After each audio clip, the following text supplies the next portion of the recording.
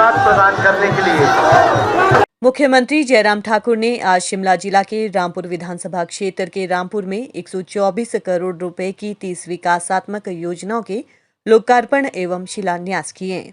गोविंद बल्लभ पंत राजकीय degree college Rampur मैदान में जनसभा को संबोधित करते हुए मुख्यमंत्री ने शिमला में संस्कृत महाविद्यालय, नीरथ में हिमाचल प्रदेश राज्य विद्युत बोर्ड का उपमंडल, खोलीघाट में पुलिस पोस्ट, ज्यूरी और थली चक्टी में उप तहसील, सराहन में बस स्टैंड और ज्यूरी में फायर पोस्ट खोलने की घोषणा की। उन्होंने सीआरएफ के अंतर्गत 108 करोड़ रुपए की लागत से बन रही टिक्कर खमाड़ी सड़क के रखरखाव के लिए 10 करोड़ रुपए देने की भी घोषणा की।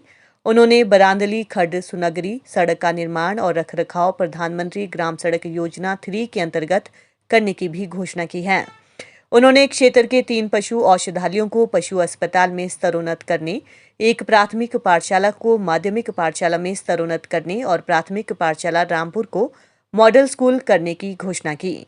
उन्होंने कहा कि झाकड़ी से कहर कहान गौरा सड़क के मैटलिंग कार्य पर नाबार्ड के अंतर्गत 5 करोड़ 85 लाख रुपए खर्च किए जाएंगे।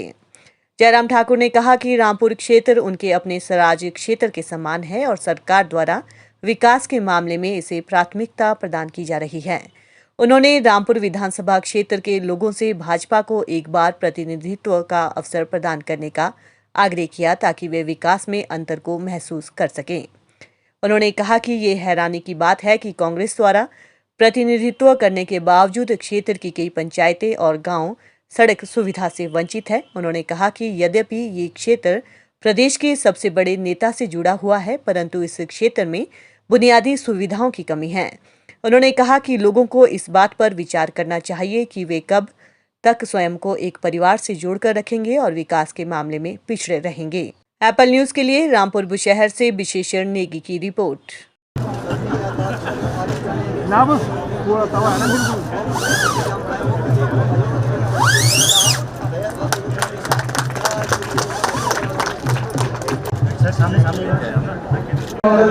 जोरदार तालियों के साथ अभिनंदन और स्वागत करें माननीय मुख्यमंत्री महोदय का।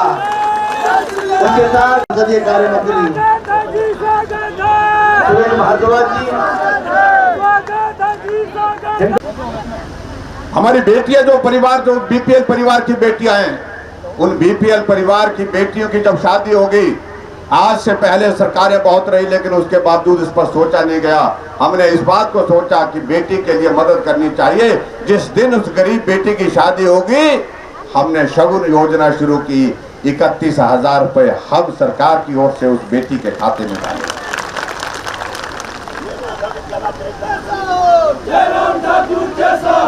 हमने पहली कैबिनेट की बैठक में निर्णय किया कि 70 साल के ऊपर बुजुर्गों के लिए सबके लिए पेंशन का प्रावधान होगा और 70 साल की पेंशन के साथ साथ में पिछले साल हमने तय किया कि 65 साल से ऊपर जितने भी हमारी माताएं हैं उनको भी पेंशन का प्रावधान करेंगे। उनके लिए पेंशन का प्रावधान किया और अब की बार सब साथियों ने कहा कि नहीं 65 नहीं, अब इसको 60 करना चाहिए। हमने तय कर दिया 60 साल के ऊपर जितने भी बुजुर्ग हैं सबके लिए पेंशन का प्रावधान होगा। पेंशन का प्रावधान किया। तो हमसे पूछते कि कुछ नहीं किया।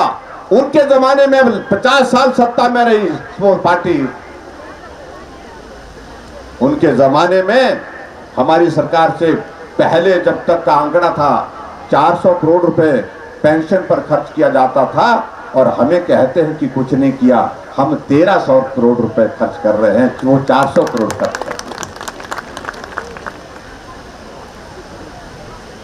इसलिए बहुत सारी चीजों को लेकर के हम बात कहेंगे तो उसमें बहुत वक्त लगेगा, बहुत लंबा जाए। लेकिन अभी हाल ही में हमने कुछ और निर्णय लिए और वो निर्णय हमने ये लिए कि हमारे गांव में रहने वाले लोग, उनके घर के लिए हमने पानी का कनेक्शन दिया। आदरणीय प्रधानमंत्री नरेंद्र भाई मोदी जी हिमाचल प्रदेश में अभी 3 दिन पहले 4 दिन पहले आए थे। उन्होंने अपने भाषण में कहा कि अगर सबसे बेहतरीन कोई राज्य का अगर जल शक्ति मंत्रालय में सबसे बेहतरीन कर रहा है, जहां हर घर को जल, हर घर को नल और नल में शुद्ध जल, इस योजना को आगे बढ़ाने में कोई प्रदेश सबसे आगे है तो उसमें हिमाचल प्रदेश नंबर 1 पर।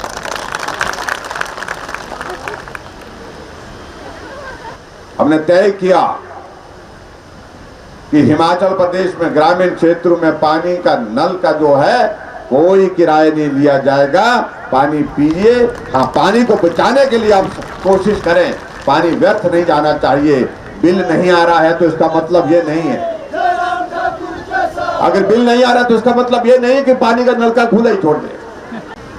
तो इसलिए मेरा आप सबसे निवेदन है, पानी की किफायत करें, लेकिन ग्रामीण क्षेत्रों में हमने तय किया कि पानी का बिल हम नहीं लेंगे। विभिन्न योजनाओं का लगभग 30 योजनाओं का शिलान्यास और उद्घाटन और 100 कितने करोड़ का 124 करोड़ रुपए के उद्घाटन और शिलान्यास हुए।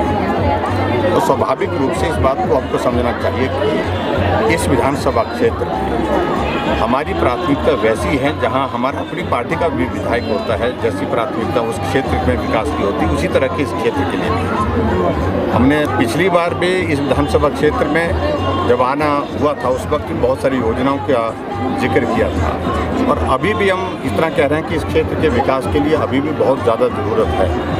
और ये क्षेत्र अभी तक वे पिछड़े हुए क्षेत्र में से एक क्षेत्र है जहाँ पर बहुत कुछ करना बाकी है। सर, जो यहाँ पर आज करोड़ों की सौगातें हुई है, क्या भारतीय जनता पार्टी 2022 के अंदर विधानसभा चुनाव में कांग्रेस के गढ़ को ध्वस्त करने में कामयाब होगी? देखिए, कभी ऐसा दौर आता है जहाँ शुरुआत होती है। मैं उम्मीद करता हूँ कि अब की बार ये शुरुआत होगी और जहाँ हम नहीं जीते थे वहाँ हम अब की बार जीतेंगे। सर, एक पुलिस डिस्ट्रिक्ट की मांग रही जो बहुत, देखिए, पुलिस डिस्ट्रिक्ट की मांग करना सरल है, लेकिन उसका जस्टिफिकेशन किस प्रकार से बन सकता है वो सारी चीज़ को लेकर के बहुत विचार करना पड़ेगा। क्योंकि रामपुर के साथ इलाका अगर जुड़ता है वो आनी का इलाका जुड़ता है, आनी का इलाका जुड़ता है तो ऐसे में आनी अभी कुल्लू जिला का हिस्सा है। तो ऐसी स्थिति में हम पुलिस डिस्ट्रिक्ट बना लें, वो रेवेन्यू डिस्ट्रिक्ट जो है उनका कुल्लू पड़े और उसके बाद पुलिस डिस्ट्रिक्ट उनका जो है वो अलग तो सर पुलिस की बंदिशों को खत्म किया जाए। लेकिन यहाँ मैकेनिज्म कैसे किया जा सकता है ये निश्चित रूप से सोचने का विषय है। जो हमारे नौजवान नशे की इसमें चपेट में आकर के यहाँ पर अपना जीवन बर्बाद कर रहे हैं, तो मुझे लगता है कि वो बड़ा चिंता का विषय है, उस पर हमको सोचना पड़ेगा और कुछ जगह सख्ती करने की जरूरत होगी तो वो भी करें। गाँव में सर एक ह्यूमन ट्रैफिकिंग का बहुत ज़्यादा मसला आ रहा है, वो मालूम पड़ा हमको।